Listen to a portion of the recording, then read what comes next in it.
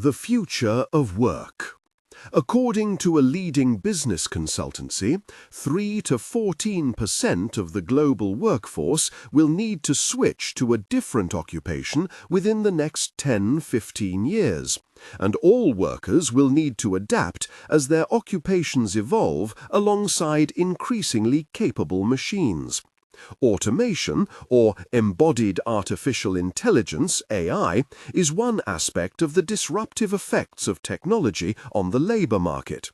Disembodied AI, like the algorithms running in our smartphones, is another.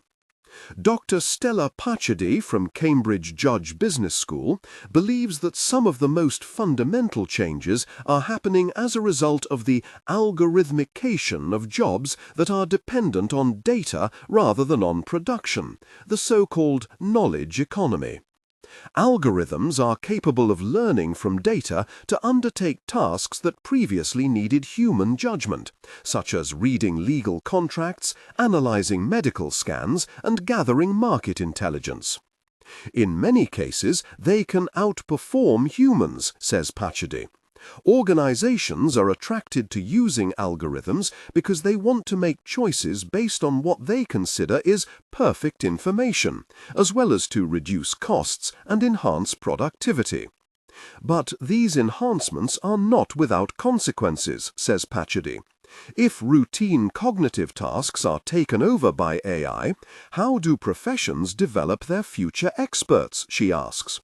One way of learning about a job is legitimate peripheral participation. A novice stands next to experts and learns by observation. If this isn't happening, then you need to find new ways to learn. Another issue is the extent to which the technology influences or even controls the workforce. For over 2 years, Pachadi monitored a telecommunications company.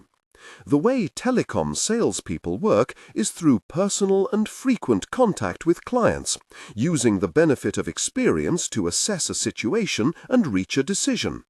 However, the company had started using an algorithm that defined when account managers should contact certain customers about which kinds of campaigns and what to offer them. The algorithm, usually built by external designers, often becomes the keeper of knowledge, she explains.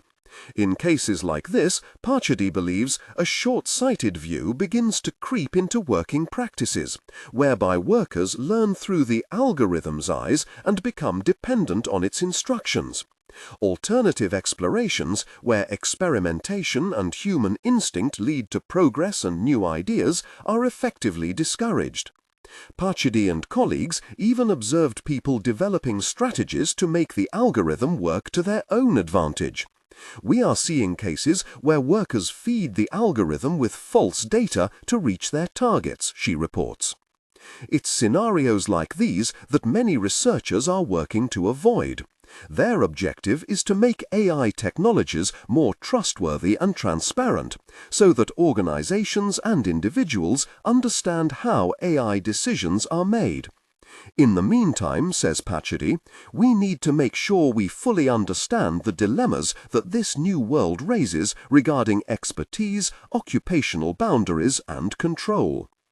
Economist Professor Hamish Lowe believes that the future of work will involve major transitions across the whole life course for everyone. The traditional trajectory of full-time education, followed by full-time work, followed by a pensioned retirement, is a thing of the past, says Lowe. Instead, he envisages a multi-stage employment life, one where retraining happens across the life course and where multiple jobs and no job happen by choice at different stages. On the subject of job losses, Lowe believes the predictions are founded on a fallacy. It assumes that the number of jobs is fixed.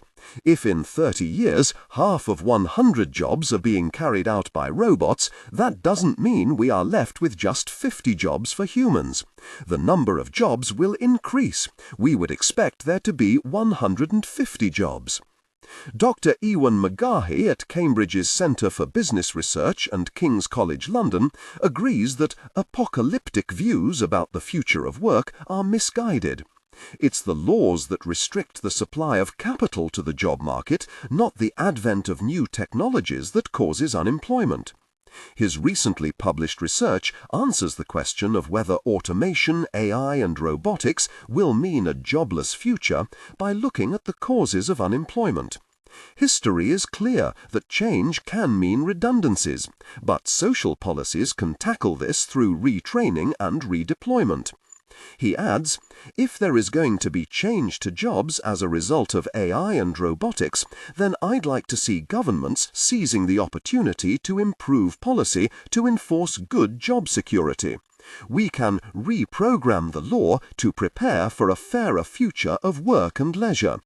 McGrahy's findings are a call to arms to leaders of organizations, governments, and banks to preempt the coming changes with bold new policies that guarantee full employment, fair incomes, and a thriving economic democracy. The promises of these new technologies are astounding. They deliver humankind the capacity to live in a way that nobody could have once imagined, he adds.